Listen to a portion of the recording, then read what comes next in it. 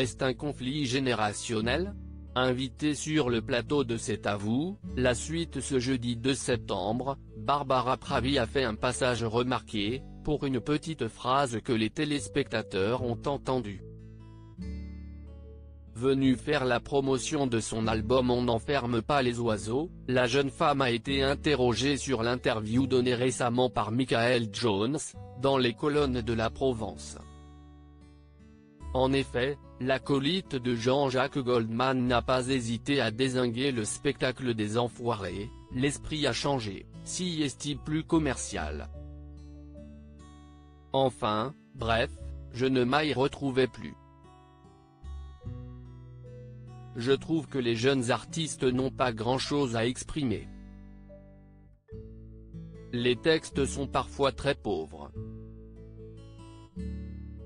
J'appelle ça de la musique fast-food, disait-il. Des propos assez durs pour le spectacle et ses artistes. Ainsi, Pierre Lescure a tenu à rappeler que le concert de l'association permettait tout de même de récolter des dons pour distribuer des milliers de repas aux plus démunis et que les hymnes créés par ces artistes, comme par exemple Slimane, permettaient de réunir toujours plus de dons. Barbara Pravi, choquée par les propos de Michael Jones, a ainsi réagi: « Moi je trouve ça formidable que ce soit Slimane qui ait fait la chanson parce que si est merveilleux de mettre en avant de jeunes auteurs-compositeurs et il y a très peu d'endroits où si est possible. L'Eurovision en fait partie et si est pour ça que je trouve que si est une très belle émission.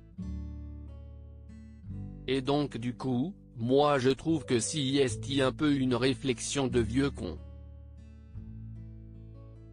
Un nouvel album intime, un avis bien tranché sur la question pour celle qui a fini à la seconde place de l'Eurovision et qui serait d'ailleurs partante pour participer au spectacle des Enfoirés.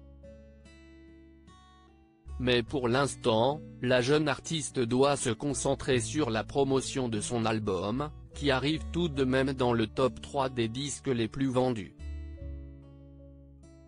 Et pour cause, cet opus présente des morceaux très intimes dans lesquels la jeune chanteuse se livre à cœur ouvert, comme dans Le Malamour, où elle raconte son passé de femme victime de violences conjugales.